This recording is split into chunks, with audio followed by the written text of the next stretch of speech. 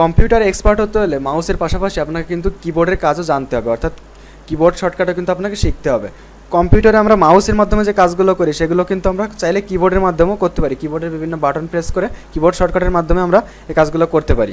এছাড়াও কিবোর্ড শর্টকাটের মাধ্যমে আরও অনেক কাজ আমরা করতে পারি। তো কিবোর্ড শর্টকাট ব্যবহার করার ফলে কিন্তু আমাদের কম্পিউটারের কাজগুলো অনেকটা সহজ হয়। তো আজকে আমি আপনাদের 10টা কিবোর্ড শর্টকাট দেখাবো, যেগুলোর মাধ্যমে আপনার কম্পিউটারের কাজ হয়তো একটু হলেও সহজ হবে এবং আশা করি এগুলো আপনার একটু হলেও কাজে লাগবে। তো চলুন কথা না বাড়িয়ে শুরু করি।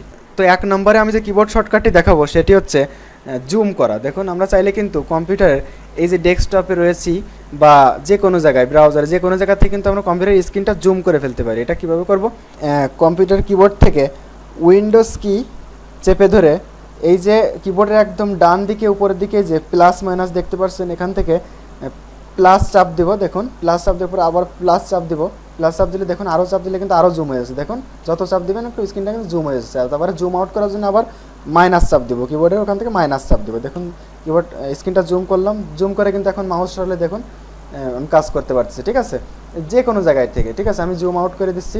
দেখুন আমি যদি সাপোজ কোনো একটা ব্রাউজারে যাই, ব্রাউজারের মধ্যে এসেও কিন্তু আমি দেখেন জুম করতে পারছি সব কিছু, দেখতে পাচ্ছেন। তো জুম আউট করার জন্য আবার ওই প্লাসের উপরে দেখবেন মাইনাস আছে, মাইনাস দিলে জুম আউট হয়ে যাবে, ঠিক আছে। তো তারপরে এই যে এটা কাটার জন্য এই যে এখানে যে জুম আইকনটা, এখানে ক্লিক করে এটা ক্লোজ করে দিবেন। তো 2 নম্বরে তারপরে যে কিবোর্ড শর্টকাটটি দেখাবো সেটি হচ্ছে অ্যাকশন সেন্টার। কম্পিউটারে অ্যাকশন সেন্টার আপনি কিবোর্ড শর্টকাটের মাধ্যমে কিন্তু বের করতে পারবেন। দেখুন এর জন্য উইন্ডোজ কি চেপে এ বাটন চাপতে হবে, ঠিক আছে। তাহলে দেখুন এই যে এই পাশ থেকে ডান দিকে দেখুন এখানে কিন্তু অ্যাকশন সেন্টার বেরিয়ে গেলো। আবার ডেস্কটপের উপর ক্লিক করলে কিন্তু অ্যাকশন সেন্টার চলে গেল, ঠিক আছে।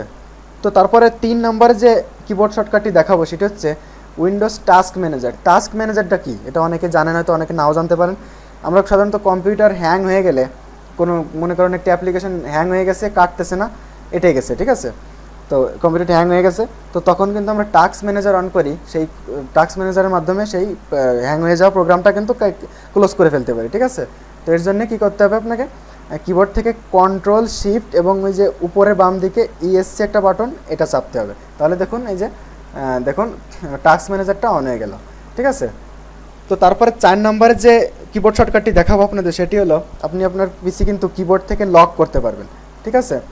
এর জন্য কী করতে হবে? উইন্ডোজ কি প্লাস এল, মানে উইন্ডোজ কি চেপে ধরে কিবোর্ড থেকে এল বাটন চাপতে হবে। তাহলে দেখুন আমার পিসিটা কিন্তু লক হয়ে গেল, ঠিক আছে। দেখুন এভাবে লক হয়ে গেল। এখন আমি এখানে ক্লিক করলে যদি পাসওয়ার্ড দেওয়া থাকতো, পাসওয়ার্ড চাইতো, পাসওয়ার্ড দেওয়া নেই আমার, এই কারণে কিন্তু আবার খুলে ফেলতে পারলাম, ঠিক আছে। তারপর 5 নম্বর যে কিবোর্ড শর্টকাটটি দেখাবো সেটি হচ্ছে সাপোজ ধরুন আমি মোজিলা ফায়ারফক্স ব্রাউজারে ঢুকলাম। এখন আপনার ব্রাউজারটা মনে করেন এখানে ব্রাউজারের পাশাপাশি এখানে ছোটো করে আর একটা জিনিস এখানে পাশে আপনাকে চালানো লাগবে। তখন কিন্তু আপনি কী করেন, এরকম মাউস দিয়ে এখান থেকে এরকম সাইজ করে এটা ছোটো বড়ো করেন, এরকম করে রেখে পাশে এখানে আর একটা অ্যাপস চালু করেন, ঠিক আছে। তো এটা কিন্তু আমরা কিবোর্ডের মাধ্যমে একদম সহজে করতে পারবো। দেখুন আমি এটা কেটে দিচ্ছি, কেটে দিয়ে আবার এখানে ঢুকতেছি, ঢুকে দেখুন উইন্ডোজ কি চেপে ধরে কিবোর্ডে যে অ্যারো কিগুলো আছে এগুলো চাপার মাধ্যমে আপনি কিন্তু এটা দেখুন আমি উইন্ডোজ কি চেপে প্রথমে ডান অ্যারো চাপতেছি, দেখুন এই দেখুন পাশে এই ডান সাইডে সেট হয়ে গেল। তারপরে বাম অ্যারো চাপতেছি, এভাবে সেট হয়ে গেল। আবার বাম অ্যারো চাপতেছি, দেখুন এই যে বাম সাইডে সেট হয়ে গেল, ঠিক আছে। আবার আমি উপরের দিকে নিচ্ছি, দেখুন আবার নিচের দিকে নিতে পারবো, এরকম দেখুন আপনি ইচ্ছা মতো কিন্তু কিবোর্ড শর্টকাটের মাধ্যমে কিন্তু এই কাজটা করতে পারবেন, ঠিক আছে।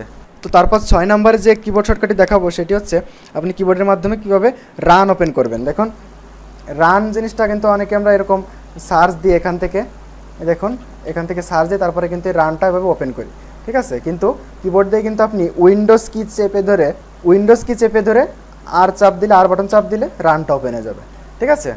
7 নম্বরে যে কিবোর্ড শর্টকাটটি দেখাবো সেটি হচ্ছে সেটিং। আপনি আপনার কিবোর্ড থেকে যদি উইন্ডোজ কি চেপে ধরে আই বাটন চাপেন তাহলে কিন্তু দেখুন কম্পিউটারের সেটিংটা ওপেন হয়ে যাবে, ঠিক আছে। দেখুন আমার সেটিংটা ওপেন হয়ে গেল। তো এরপরে 8 নম্বরের যে কিবোর্ড শর্টকাটটি দেখাবো সেটি হচ্ছে স্ক্রিনশট। এটা অনেকে হয়তো জানেন, আবার অনেকে হয়তো জানেন না কম্পিউটারে, অর্থাৎ এটা হচ্ছে কম্পিউটারে স্ক্রিনশট দেওয়ার নিয়ম, ঠিক আছে।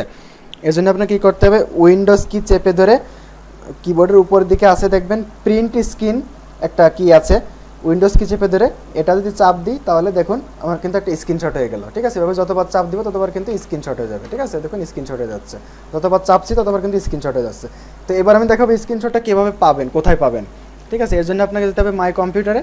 মাই কম্পিউটারে যাওয়ার পরে যে দেখতে পাচ্ছেন পিকচার্স ফোল্ডার, উপরে পিকচার্স ফোল্ডারে যাবেন, তারপর এখানে দেখতে পাচ্ছেন একটা ফোল্ডারে যে স্ক্রিনশটস, ঠিক আছে, এখানে যাবেন। এখানে গেলে কিন্তু আপনি যে স্ক্রিনশটটা দিয়েছেন সেগুলো পেয়ে যাবেন, ঠিক আছে। দেখুন আমি লাস্টের দিকে আসলে সর্বশেষ স্ক্রিনশটগুলো পাবেন। এই দেখুন লাস্টে আমি এই স্ক্রিনশটগুলো কেবল দিলাম, এগুলো এখানে জমা হয়েছে। দেখুন আমি ওপেন করতেছি, এই দেখুন এই স্ক্রিনশটগুলো আমি কেবল দিলাম।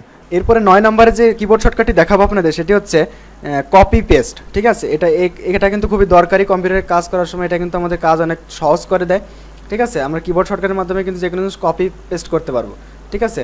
তো সাপোজ ধরুন এখানে আমি একটা ফোল্ডার খুলতেছি, আমি আপনাদের ফোল্ডারতে দেখাচ্ছি যে কোনো কিছু, যে কোনো ফাইল, অডিও ভিডিও ফাইল হোক, যে কোনো বা যে কোনো সফটওয়্যার হোক, ফাইল হোক, যে কোনো কিছু কিন্তু, অথবা সেটা যদি কোনো টেক্সট হয় তাও কিন্তু আপনি কপি পেস্ট করতে পারবেন কিবোর্ড শর্টকাটের মাধ্যমে, ঠিক আছে।